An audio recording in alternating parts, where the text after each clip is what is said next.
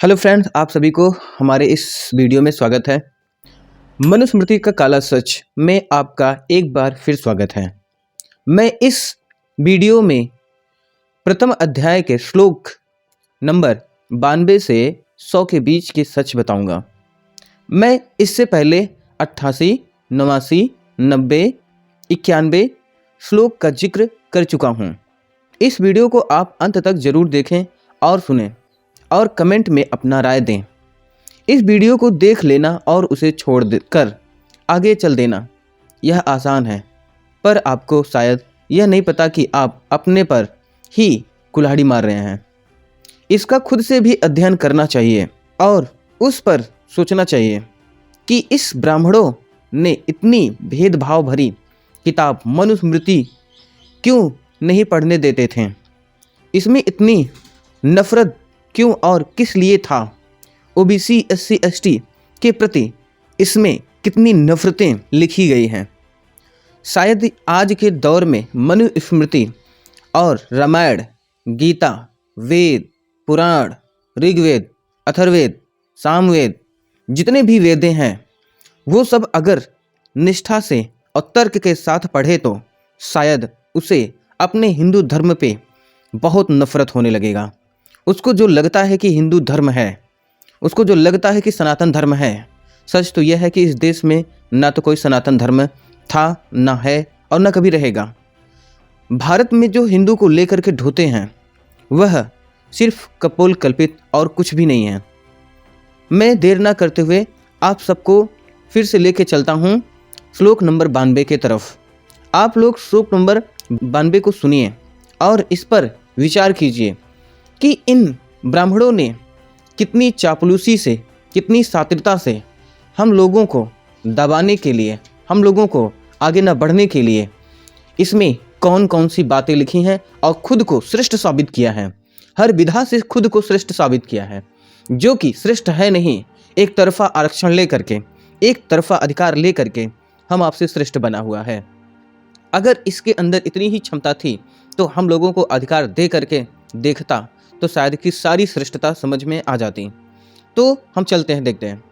ठीक, इसमें कह रहा है श्लोक नंबर जो 92 है, यानी कि हम बात करें जो सरल संहिता है, सरल संहिता के प्रथम अध्याय में, सरल संहिता के प्रथम अध्याय में श्लोक नंबर जो 92 है, आप उसे पढ़िएगा तो उसमें आपको ठीक मनुष्य नाभि से ऊपर अत्यंत पवित्र कहा गया है। अब सोचिए, जो मनुष्य है वह जो नाभि होती है उससे जो ऊपर है वह अत्यंत ठीक पवित्र है, उसमें कोई दुर्गुण नहीं है। लेकिन नाभि से नीचे जहाँ पे योनि होता है, जहाँ रिप्रोडक्टिव ऑर्गन होती है, वहाँ से वो अपवित्र होता है। जरा सोचते हैं, जहाँ से हमारा जन्म होता है, जहाँ से एक नए पीढ़ी का सृजन होता है, जहाँ से ब्राह्मण भी पैदा हुआ है, क्षत्रिय भी पैदा हुआ है और शूद्र भी पैदा हुआ है, वैश्य भी पैदा हुआ है, वह अपवित्र है। सोचिए, इनके कहने अनुसार उस भाग में भी ब्रह्मा ने इसका मुख अत्यंत पवित्र कहा। बताइए, अब ऊपर यानी कि जो नाभि से ऊपर की भाग है वो तो पवित्र है, उसमें भी सबसे पवित्र अगर कोई भाग है तो वह मुख का है। यह बात ब्रह्मा जी कह रहे हैं। किसमें कह रहे हैं? उनकी शास्त्रों में। और सिर्फ ब्राह्मणों को बता रहे हैं, किसी शूद्र को नहीं, किसी क्षत्रिय को नहीं, किसी वैश्य को नहीं, सिर्फ ब्राह्मण को। अब आगे देखते हैं श्लोक नंबर 93 में। हम लोग देखते हैं 93 में क्या कह रहे हैं। ठीक, उत्तम अंग अर्थात मुख, उत्तम अंग अर्थात जो मुख है ना, से उत्पन्न होने से, अब जो ब्राह्मण होता है वह मुख से पैदा हुआ है।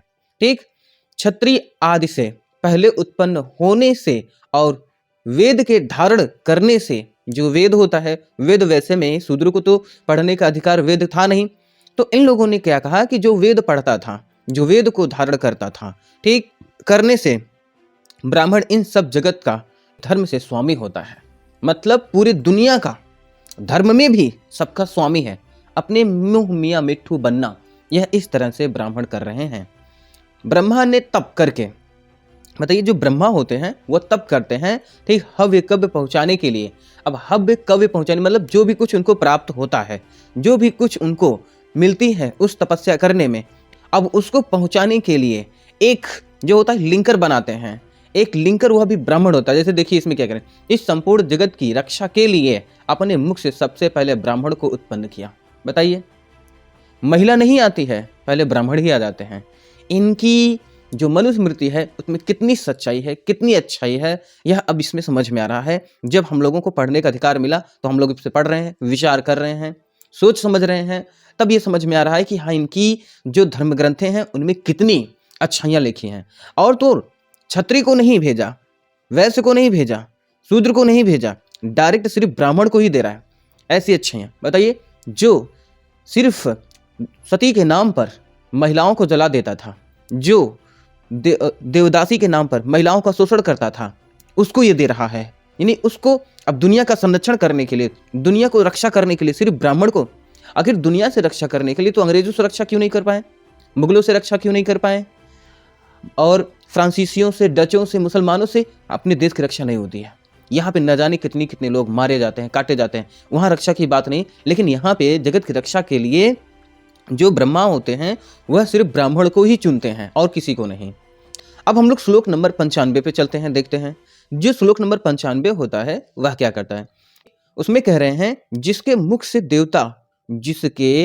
से देवता हव्य और पितर कव्य सदा खाते हैं, उससे बड़ा कौन सा प्राणी हो सकता है।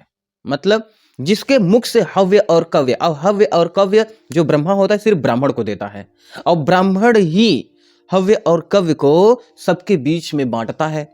इससे यह सिद्ध होता है कि ब्राह्मण से बड़ा कौन हो सकता है। ब्राह्मण ही इस ग्रंथ को लिख रहा है और ब्राह्मण ही खुद को श्रेष्ठ कह रहा है। जरा देखिए इसमें कितनी एक तरफा आरक्षण की बात कही गई, एक तरफा नॉलेज की बात कही गई, और हम लोग कहते हैं ब्राह्मण श्रेष्ठ है। अब ब्राह्मण खुद ही श्रेष्ठ कर रहा है ना। यहाँ किसी के श्रेष्ठ कहने से श्रेष्ठ कोई नहीं होता, उसकी प्रदर्शन श्रेष्ठ होना चाहिए, उसको और लोगों पे भी अधिकार दे करके श्रेष्ठ अगर हो जाता तो श्रेष्ठ होना चाहिए था। लेकिन यहाँ श्रेष्ठ है नहीं, उसको जबरदस्ती खुद बन रहा है श्रेष्ठ। अब हम लोग श्लोक नंबर 96 में चलते हैं। श्लोक नंबर 96 में क्या कह रहे हैं, ठीक, जीवों में प्राणधारी, जीवों में प्राणधारी। ऐसे तो पहली बात तो इसमें जीव ऐसे हैं, बताइए, इससे और भी जो जीव होते उसमें प्राणधारी नहीं है, लेकिन जीवों में प्राणधारी, प्राणधारियों में भी बुद्धिमान। अब प्राण होना भी तो चाहिए, लेकिन उनमें भी बुद्धिमान होना चाहिए।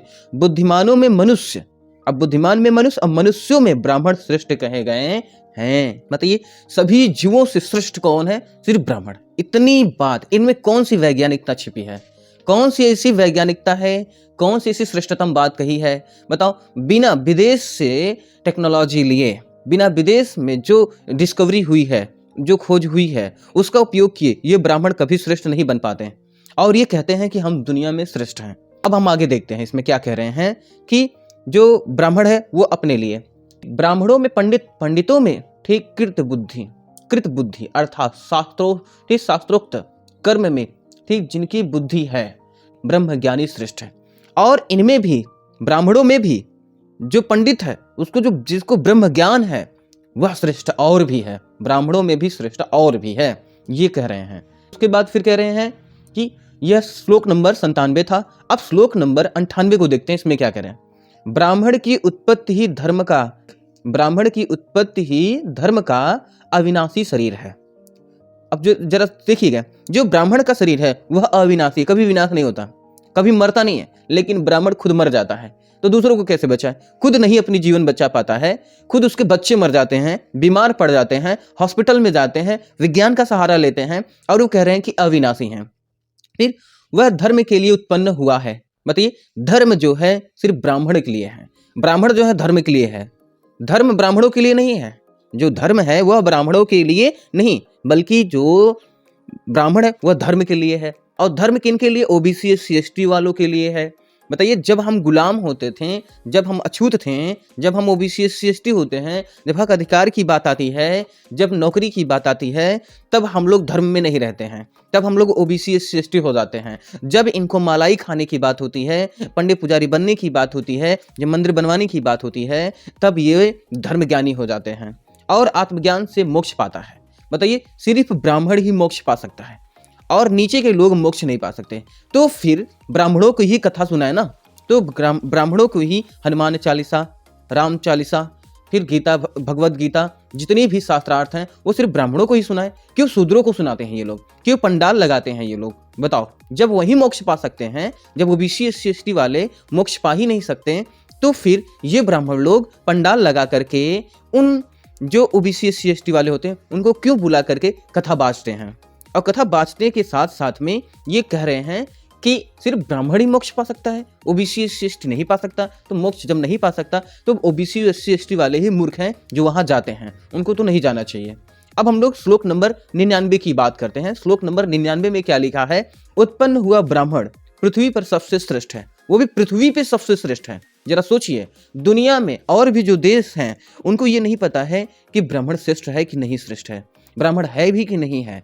अगर ये दुनिया में अपने आप को श्रेष्ठता साबित करने निकले तो शायद इनकी कचूमर ढील हो जाएगी, तब ये नहीं जाएंगे। लेकिन यहाँ खुद अपने आप की गप्पे मार रहे हैं, क्योंकि वह सब प्राणियों के धर्म समूह की रक्षा के लिए समर्थ होता है। बताइए, जब भूकंप आती है, जब भूस्खलन होता है, भूखा आती है, बाढ़ आती है, सुनामी आती है, तब इनका ये रक्षा नहीं करने आते, तब इनका आत्मज्ञान, तब इनका ब्रह्म ज्ञान तब धरा रह जाता है। ये जब खुद उस अकाल से जूझने लगते हैं। अभी महामारी कोरोना आई थी, महामारी कोरोना में अब बताइए ये रक्षा नहीं कर सके, इनकी नॉलेज रक्षा नहीं करती, इनकी ब्रह्मज्ञान रक्षा नहीं करती, सब के सब टूट पड़े थे हॉस्पिटलों में, दवाइयों पे टूट पड़े थे, कभी मेडिसिन कभी कुछ के लिए भाग रहे थे, वैज्ञानिक दिन रात शोध कर रहे थे, और ये मंदिरों पे ताला लगा करके घर में बैठे हुए थे, वहां से गप्पे मार रहे थे। अब बताइए यहाँ पे इनकी ज्ञान कितनी है, ये आपको खुद समझ में आ रहा होगा।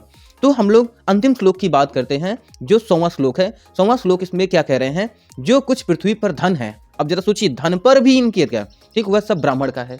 ये कह रहे हैं कि पृथ्वी पे जितना भी धन है वह सिर्फ किसका है? ब्राह्मण का। ओबीसी एससी एसटी वालों का नहीं है। बताइए, इनकी धन जो होता है, विदेशी आते हैं लूट करके लेके चले जाते हैं, ये अपनी धन भी नहीं बचा पाते। जब यहाँ ओबीसी एससी एसटी वालों की बात आती है तो ही इनका धन होता है। यहाँ पे सभी धन पे अधिकार इन्हीं का होता है। बाकी जब विदेशी आते हैं, इनको लूट खसोट करके लेके भाग गए हैं, तब इनके धन बचाने की जरा भी इनकी नॉलेज काम नहीं आती है। फिर कह रहे हैं कि सब ब्राह्मण का है, कि मुख से उत्पत्ति के कारण श्रेष्ठ होने से यह सब ब्राह्मण के ही योग्य है। बताइए, सब सिर्फ ब्राह्मण की योग्य है, क्योंकि ब्रह्मा के मुख से पैदा हुआ है, इसलिए सिर्फ ब्राह्मण की योग्य है और किसी की योग्य नहीं है। ब्राह्मण जिसको चाहेगा उसी को धन देगा, और जिसको नहीं चाहेगा उसको नहीं देगा। इसीलिए पहले के समय में ये लोग कहते थे, अगर भगवान जिसको देता है छप्पर फाड़ के देता है। और छप्पर फाड़ के क्या, जब ब्राह्मण के अनुसार कोई ओबीसी एससी एसटी वाला, कोई शूद्र जब उसके अनुरूप काम करता, चापलूसी उसका करता रहता, तो ये लोग उसको खूब धन दे देते थे, और ये कहते, देखो भगवान प्रसन्न होकर के तुमको छप्पर फाड़ के धन दिया है। लेकिन मैं आप सबको बता देना चाहूंगा, ओबीसी एससी एसटी वाले भाई साहब, आप लोग इनके जाल में न फंसे, बल्कि इनसे दूर हो जाएं। मंदिर मस्जिद में कुछ नहीं रखा है। ये ब्राह्मण ना कभी श्रेष्ठ थे, ना है और ना रहेंगे। ये सिर्फ अपने मुंह मियाँ मिट्ठू बनते हैं। ये एक तरफा आरक्षण ले करके, राजशाही शासन कर करके हम लोगों को गरीब से गरीब बनाते चले गए, और 1000 साल से गरीब बनाया, जिसकी वजह से ये अपनी ओबीसी एससी एसटी को पीछे रह गई, और वो गरीब लाचार सामाजिक अधिकार से, शैक्षणिक अधिकार से, धन के अधिकार से, हर एक अधिकार से वंचित रह गई। लेकिन मैं आपको कहूँ, आपका उद्धार उसी में है। आपका उद्धार सिर्फ इसमें है कि आप लोग ज़्यादा से ज़्यादा शिक्षा की तरफ भागें, ज़्यादा से ज़्यादा विज्ञान की तरफ भागें। मंदिर का जो द्वार है उसको बंद करें, मंदिर की तरफ भागना बंद करें। आप लोग तर्क करना सीखें, आप लोग किसी भी चीज़ को समझने की कोशिश किया करें। इसी में आपका उद्धार है। इस वीडियो को आपने अंत तक सुना, इसके लिए बहुत बहुत धन्यवाद। ऐसे ही वीडियो आप सभी के बीच में मैं लाता रहूँगा।